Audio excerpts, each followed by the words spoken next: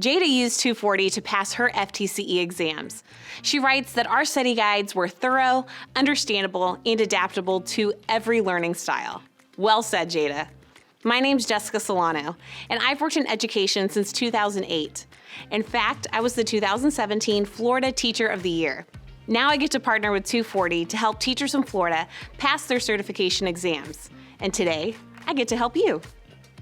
Let's get into the FTCE essay subtest. This video is going to cover 3 things: what to expect in your prompt and how to understand what it's asking, how to plan your essay and earn as much credit as possible, and best of all, we're going to practice responding to an essay prompt together.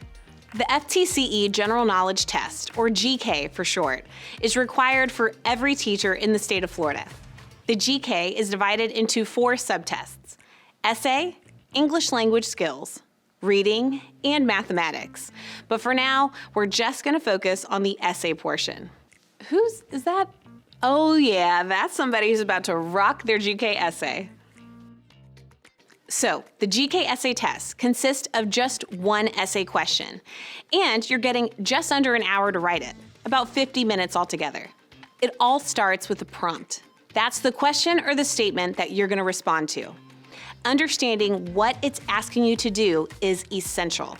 Your prompt will fall into one of 2 categories. A claims-based prompt is one that asks you to discuss strategies, evaluate something, or decide what should be done. Here, you take a side. An advantages and disadvantages prompt asks you to discuss the pros and cons, or benefits and challenges of a given situation. In this case, you do not pick a side, but you discuss both sides of the issue. No matter which style of prompt you get, it'll usually be an educational topic. Mom, I told you I'm making a video. I can't talk right now. Ooh, use that in your example. An example of a claims-based prompt would be, provide an analysis of the aspects educators should consider when making a student cell phone policy. An example of an advantages and disadvantages prompt would be, discuss the pros and cons of allowing students to have cell phones in class. As you may have guessed, you'll need to organize your essay according to the kind of prompt you get. But no matter if you're taking a side or not taking a side, there are common elements you've got to have, and I'm going to get into them right now. Now, what graders are looking for in your essay can be summed up in 4 categories: organization, focus, support, and grammar and proper conventions. Our 240 General Knowledge Essay Study Guide includes a rubric that goes into more detail about each of these categories, and a checklist to use when reviewing your essay.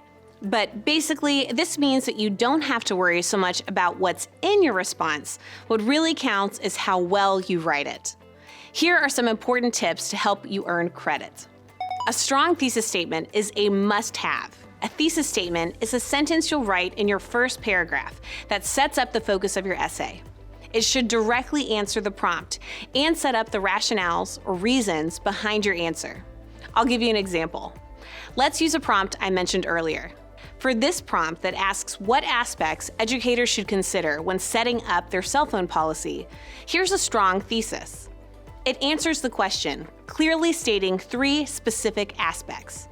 These chosen aspects become the main points of the essay. Once you've identified your main points, you'll need to think of a couple supporting details or examples to flesh each one out. Here's a visual for how to outline your essay. The plan is the same for both kinds of prompts. The only difference is, for an advantages and disadvantages prompt, you'll have 2 main points: the big advantages and the big disadvantages.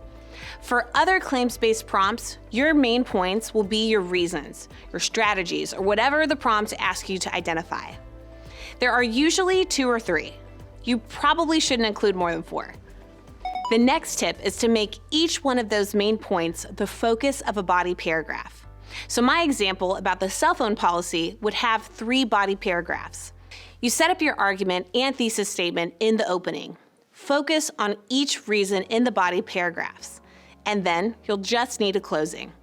You'll want to summarize your ideas and restate your thesis, but in different words than you used in the opening. So back to those categories you'll be graded on. If you clearly answer the prompt in your thesis and keep that as a basis for your essay, you've got focus. If you plan some supporting details and examples to back up each of your main points, you've got support. And if you follow the outline I showed you, you've got organization covered. All that's left is grammar and conventions. As a teacher, you'll just need to show that you can write clearly and correctly. There are lots of rules to remember here, but I'll share one biggie with you right now: comma usage. This is where a lot of people lose points, so take some time to review the rules of commas. For example, you should use a comma before a coordinating conjunction like and or but, only when the two clauses could stand alone. Do not use a comma if one of those clauses can't stand alone as its own sentence. This was just a quick overview of some important things to include in your essay. Hey Alexa, what should they do to get lots more information to prepare for the essay? That's an easy one. Click the link below. Okay, here's the really good part. What's the best way to prepare for the GK essay test? Writing a practice essay. So that's exactly what we're gonna do together.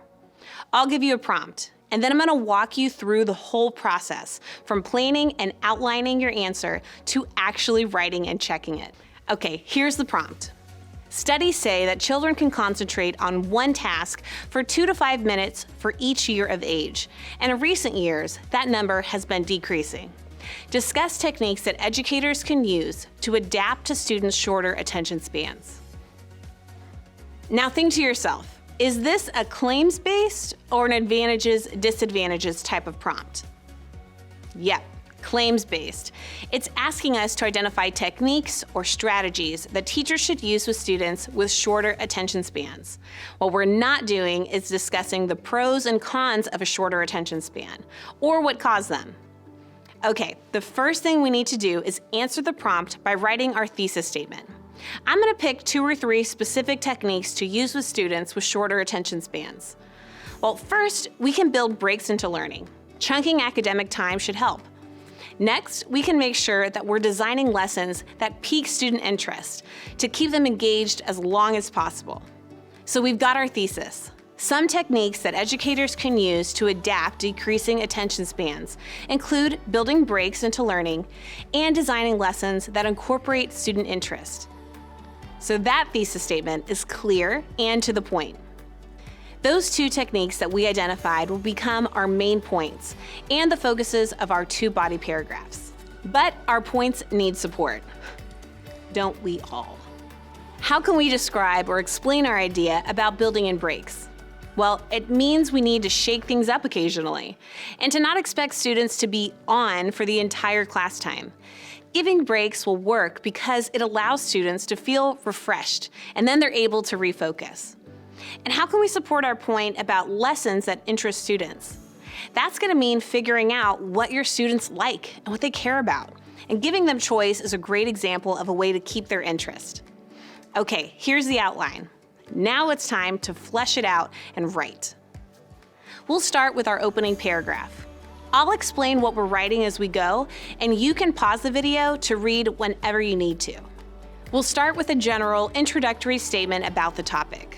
This is pretty much what we were given in the prompt. Then we'll mention the issue at hand. Then our last sentence in the opening paragraph will be that awesome thesis statement we wrote. Time for our first body paragraph. We'll open with a sentence clearly stating the point of this paragraph. The first rationale from our thesis, building breaks into learning. Then we'll explain our first detail and example in complete sentences. Students will be able to feel refreshed and better able to focus. Then let's explain our other detail about shaking things up occasionally. It's important to be thorough here and really explain the significance of your points.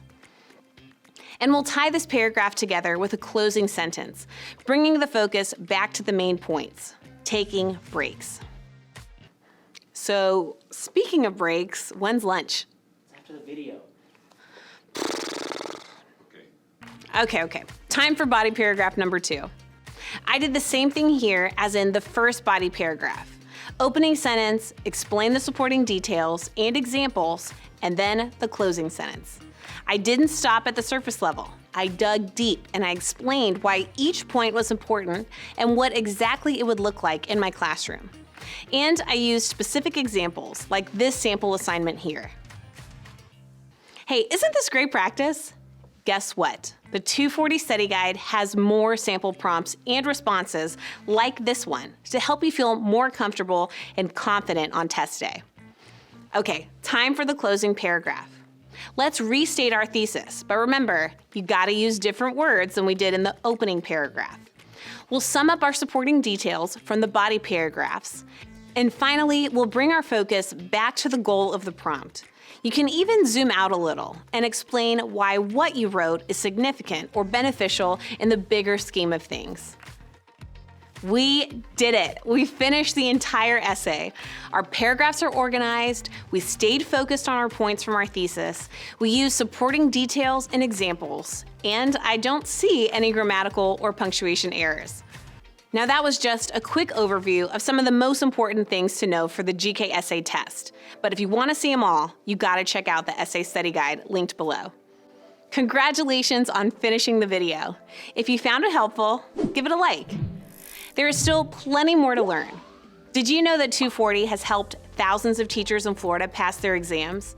If you really want to make sure that you're prepared for the FTCE General Knowledge Essay, take the next step and subscribe to the 240 Study Guide.